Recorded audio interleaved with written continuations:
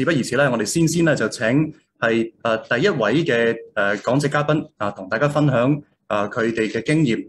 咁我哋先有請咧就係Mr. Rajakanth， 咁咧佢係新加坡嘅醫療健康政策同埋治理方面咧係有20年嘅經驗㗎啦，咁啲非常之豐富嘅。佢而家咧係新加坡嘅Manifeste LLP 嘅首席顧問同埋Rainbow Across Borders 嘅執行董事。咁佢一直咧都係致力於喺支持病人組織啦，為到佢哋喺亞太區嘅地區做培訓啦，亦都為佢哋咧創造更加多嘅機會嘅。咁我哋先咧就請Mr. Raj， 咁佢會用英文同大家去分享，跟住落嚟咧係會有啲中文嘅翻譯嘅。咁啊，將個時間係交俾Mr. Raj 啦。Thank you very much for having us here today. I'm going to share with you a very brief outline on the Singapore healthcare system. 谢谢大家邀请我们参加这个 forum， 我们会跟你们分享一下我们的经验。So the organization of the healthcare system in Singapore is led by the Ministry of Health, which you can see over here. And within the Ministry of Health, they have actually segregated the responsibilities of care for the whole of Singapore. Under statutory boards, we've got the Health Promotion Board, which is for the community. We've got Health Sciences Authority that looks at the regulations as well as the approval processes for drugs. And we've got the Ministry of Health Holdings that takes care of all our restructured hospital settings and likely to be the commercial arm of the Ministry of Health. 我们新加坡医疗保健系统的组织是由卫生部领导的，并得到健康促进委员会和卫生科学局的支持。卫生部控股公司处理商业事务。The next is, if we look at how the public healthcare system is structured, we are divided into 3 clusters. The National University Health System, the National Healthcare Group, and the SingHealth System, which comprises of critical care hospital units, as well as polyclinics that will actually be in the community for better access. 所以我们的公共医疗保健系统组成为3个集群，让公众有保健的机会都有。The next is, if we look at the Singapore's healthcare system, from what I mentioned earlier, we've got the primary care, which is underground, which is comprises of polyclinics, general practitioners, family medicine clinics, and community health centers. 新加坡的医疗保健系统，初级保健有综合诊所、全科医生、社区卫生中心等等。我们的医院保健有综合医院、专科医院、专科中心、社区医院。The next will be the hospital care system. We have general hospitals, which is the critical care facility, specialized hospitals like for children and women, and mental health institute. We've got the specialty centers, and we got the community hospitals. All of this have government funding and reimbursement policies included. 这些我们所说的都有政府的支持。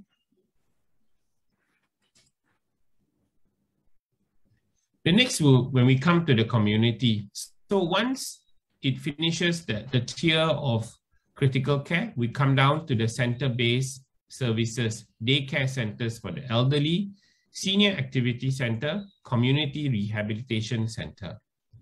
Residential-based services in the community would mean community hospitals for patients that are discharged from hospitals, nursing homes, inpatient hospice.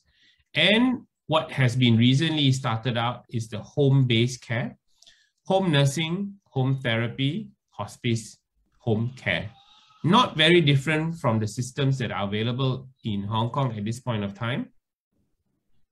我们新加坡的社区关怀有中心服务、这些都有日间护理中心、老年活动中心、社区康复中心等等。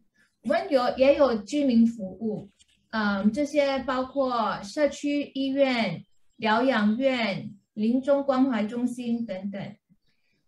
最近我们也有居家护理、家庭护理、家庭疗法等等。The next, when we look at the whole healthcare system, we always think about the financing system. So there are 4 financing options here from the government. One is the government subsidies that are always included at the various hospital, ground level care, your polyclinics, your specialist outpatient clinics, and hospitalization and for day surgery. So you've got a maximum discount of up to 80%. With on top of that, you will have MediSave, you will have MediShield Life, which acts like an insurance, and you will have the MediFund. 所以我们的医疗融资系统由4部分组成，这些都在这里有说明，就是有津贴、保健储蓄、健保双全计划，还有保健基金。So with here, if you can look at it, the healthcare subsidies, I think we've got a Mandarin translation to this. We've got the MediSave, which is a universal basic health coverage. I think the term here is basic. We don't have a universal health coverage scheme in Singapore. And it's mandatory for all citizens and permanent residents, and it provides lifelong protection against large hospital bills. The MediShield Life is a universal basic healthcare insurance as well. If you look at the word basic, it has actually been changed right now, and it operates like an insurance for all Singaporeans and permanent residents who are able to actually go and get hospitalized and still get access to some form of insurance in a co-share mechanism. MediFund, the third, is actually used for those needy patients. It is operated under the auspices of the hospital, but it is then managed by independent panels of citizens who will decide on how much to pay and how much to come up with for each patient who is needy of the help. The next will be the drug policy that we have. That comes under one of the components of Ministry of Health. It comes under the Agency for Care Effectiveness. And the slides that you're looking at is actually for the expedited evaluation. We have seen this, for example, during COVID-19 for the vaccination. We've seen this for oncology. We've seen this for rare diseases. And how do you start with this? The topic selected for expedited evaluation, it will work under the framework of the PICO elements. ACE identifies, which is the Agency for Care Effectiveness, 3 to 4 local clinical experts from different public healthcare institutions. They will develop qualitative surveys, and then what they will do next is to collate responses from the experts for inclusion into the evaluation report. At the same time, this will run into 2 causes. Value-based pricing system takes place in parallel, and ACE conducts expedited evaluation internally. All of this can happen in a minimum of 3 to 6 months. This can be expedited as soon and as fast as they want it to in the event of an emergency and the need to by patients or recommendations by the various doctors and clinicians at the hospital level. ACE completes evaluation and it's presented to the Drug Advisory Committee, and the DAC will make the subsidy recommendations. 这是药物审批政策快速评估，这用于罕见疾病、癌症和新冠病毒疾病等等，可以3到6个月。And the normal framework would be they start from the topic for full evaluation. It seeks the first interest from manufacturers, and it develops a draft scope that is ACE, Agency for Care Effectiveness. It seeks initial inputs from 2 clinical experts instead of 3 to 4. conduct stakeholder workshop with clinical experts. So that is an extended portion. And AICS will finalize the scope. And what they will do now in parallel is value-based pricing. Manufacturers submits evidence to inform ACE evaluation. ACE conducts full evaluation internally. ACE completes the first draft. ACE completes the final evaluation, passes to the Drug Advisory Committee. 药物审批政策全面评估是普通过程，需要更长的时间。The Drug Advisory Committee will then move on to select the drugs for evaluation. ACE to issue call for proposal for subsidy listing. Now, where do they come in? This whole advisory committee will then take the evaluation from ACE and will make subsidy recommendations to MOH. ACE then sends the notification of outcome to manufacturers who submitted the price proposals. MOH issues letter of acceptance.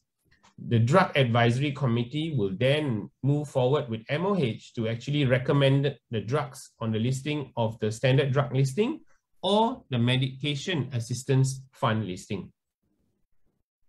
药物咨询委员会先选择药物进行评估，然后药品委员会咨询委员会会向卫生部提出津贴建议。这个过程需要6个月。So in Singapore, if we look at the system, we do not have universal health coverage. The approach is a shared responsibility. For the individual, it encourages self-reliance with MediSafe, MediShield, and for you as an individual to maintain good health. The community to provide some healthcare services, provide support services through NGOs, and the government to always work on policies to keep healthcare affordable through subsidies, Medifund, and they continuously promote a healthy lifestyle. That is how it works in Singapore. 所以新加坡政府让医疗保健政策的方法有3个部分。第一是个人负责鼓励自己，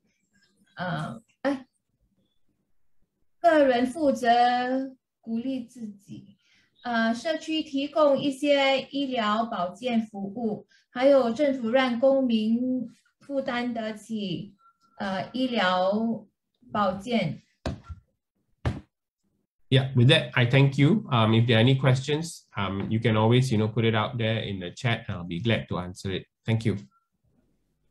好 ，Thank you, Mr. Rak。咁多謝咧，就係Mr. Rak 嘅介紹啦。咁講咗係新加坡佢哋醫療嘅系統係點樣啦，同埋咧喺嗰個特別係個藥物嘅處理審批同埋個資助咧方面咧係點樣嘅。咁我諗陣間如果大家係網上嘅朋友，如果係有問題想知道更加多新加坡嘅情況咧都歡迎大家可以即係留言。咁就我睇下陣間有冇時間咧，係再俾 Mr. Rak 同大家去分享一下。